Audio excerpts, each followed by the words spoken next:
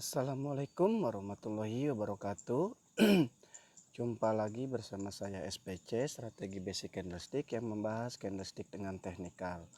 Oke, selamat pagi dan selamat beraktivitas untuk abang-abang dan kakak-kakaknya. Semoga diberikan kesehatan dan dilancarkan rezekinya. Amin. Oke. Sebelum abang-abang dan kakak-kakak menonton video saya ini, alangkah baiknya selalu baca deskripsi yang saya buat ya. Oke, di sini saya akan menjelaskan dan akan menerangkan. Jadi untuk semua broker atau semua platform ya. Jadi apapun brokernya, yang pertama kita pahami adalah basicnya, terus pola-polanya, dan strategi-strateginya. Oke. Di sini saya akan bahas tentang di mana konfirmasi dan di mana wilayah untuk open posisi. Oke. Oke. Nah, contoh ini udah saya gambar dua candlestick ya. Nah, untuk candlestick yang di atas itu arahnya naik. Untuk candlestick yang di bawah itu arahnya turun. Oke. Mari kita mulai. Jadi, setelah kita mendapatkan signal kenaikan ya, wajib dikonfirmasi di candlestick keempat ya. Jadi kita setelah mendapatkan signal, contoh, dan ini adalah candlestick kedua lahir di sini. Itu bentuknya mau bullish mau bearish itu terserah. Nah, terus di ketiga dia lahir lagi seperti ini. Oke. Nah, untuk mencari konfirmasi, carilah di candlestick keempat. Nah, ini adalah candlestick keempatnya. Oke. Kalau dia bullish ya, kalau dia bullish, usahakan konfirmasi itu carilah. Nah, yang seperti ini bullishnya. Oke.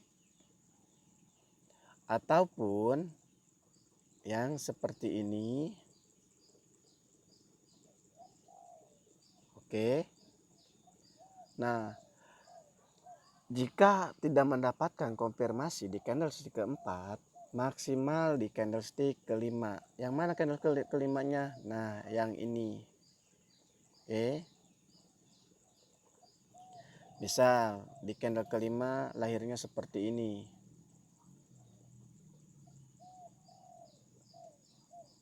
Nah, ini adalah sudah terkonfirmasi. Nah, untuk pertanyaan abang-abangnya kebanyakan apa? Bang, setelah lahir konfirmasi apakah bisa langsung open posisi? Oh, jangan. Jadi kalau kita sudah lahir konfirmasi, kita langsung open posisi, sama aja kita bunuh diri. Jadi aku selalu sarankan setelah lahirnya konfirmasi, kita menunggu yang namanya koreksi. Koreksi itu berapa candle? Maksimal 3 candlenya di sini nih. 1, 2, 3. Nah, ini contohnya. Oke. Nah, untuk open posisinya di mana? Untuk open posisinya di candlestick yang ini. Oke. Untuk kita ambil open posisi. Nah, semoga video ini abang ulang-ulang ya. Abang ulang-ulang terus supaya paham. Oke. Oke. Jadi carilah konfirmasi itu di candlestick keempat ya. Misal ini kan sinyalnya turun, tapi dia langsung naik di sini, malah naik, dan dia naik, itu malah lebih bagus. Nah, untuk konfirmasi ya, ini contoh, kita ambillah konfirmasi di candlestick keempat, itu adalah konfirmasi yang ideal. Contoh dikonfirmasi lagi sama bearish ya. Oke. Contoh dikonfirmasi sama bearish seperti ini. Di candlestick keempatnya. Nah, kalau bearish ketemu bearish, oke, aku selalu saranin konfirmasinya kita cari yang namanya hukum positif negatif. Nah, untuk positif negatif yang seperti apa? Oke, yang seperti ini.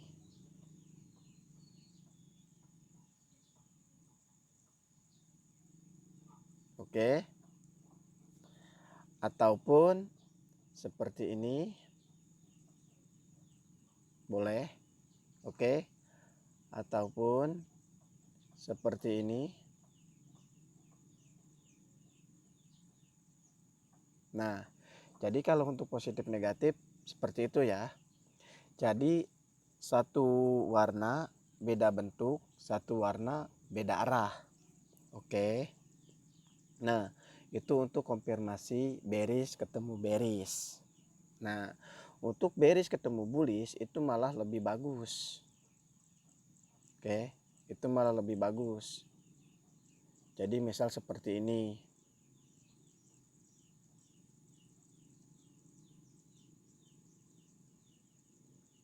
Misalkan dia seperti ini, di sini bullish, oke. Nah, di atasnya dorongan ke bawah.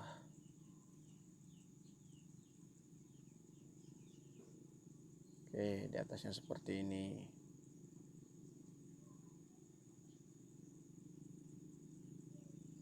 Nah, ini kuat, ini malah lebih bagus.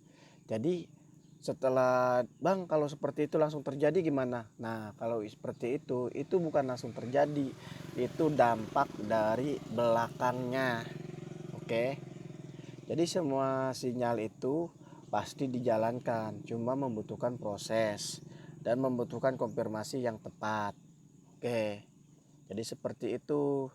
Nah, jadi untuk abang-abang dan kakak-kakaknya mengenal sifat-sifat candlestick itu seperti ini. Misalkan, jadi kan semakin besar bearish kan semakin lemah, semakin besar bullish semakin kuat. Oke, jadi seperti ini. Contoh, misalkan dia lahir candle konfirmasinya seperti ini. Bullish. Sumbunya seperti ini.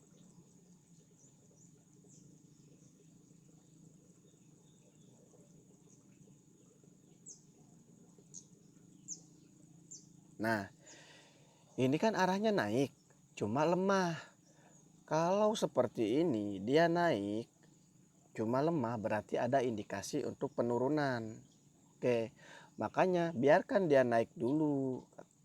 Di sini biarkan dia naik, di sini biarkan dia naik. Baru setelah itu di wilayah sini kita bisa untuk open posisi. Nah, wilayah ini untuk open posisi kita. Jadi tunggulah koreksi maksimal 3 candlestick gitu ya Bang ya. Maksimal 3 candlestick. Untuk durasi open posisinya berapa Bang? Oke, untuk ambil durasinya 2 sampai 3 menit. Oke. Semoga penjelasan saya ini jelas banget ya. Oke, semoga mudah dipahami untuk abang-abang dan kakak-kakaknya. Makanya kalau nonton video itu selalu diulang-ulang, terus. Jadi siapkanlah kopi plus udutnya supaya santai nontonnya, oke? Nah, jadi kebanyakan orang itu untuk wilayah OP-nya itu terburu-buru atau tergesa-gesa. Karena apa? Dia takut yang namanya ketinggalan momen. Nah, jadi momen itu banyak gitu. Sabar gitu, momen itu banyak gitu. Jadi takutlah ketika kehilangan uang, jangan takut ketinggalan momen. Oke abang-abang. Nah, saya jelaskan lagi ya. Jadi untuk wilayah konfirmasi itu adalah di candlestick keempat. Nah, terus saya kasih tanda. Oke. Ini adalah ya wilayah konfirmasi.